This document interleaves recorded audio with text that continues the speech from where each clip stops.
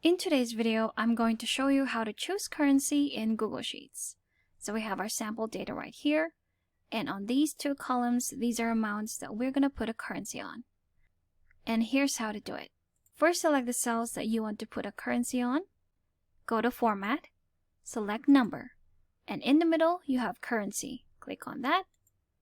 And there you have it. You have the US dollar sign formatted in your cells. Let's try that again. Select the cells that you want to put a currency on. Go to Format, select Number. And this time, we're going to use Currency Rounded where there are no decimal points. Click on that. And there you have it. But let's say you're not working with a US dollar currency. Let's say we're doing pounds. So again, let's select the cells. Go to Format, select Number, and this time we're going to go to Custom Currency. Click on that, and here you'll have the available currencies for you to select. We have the British Pound Sterling. Click on that, Apply, and it has been formatted into your cells.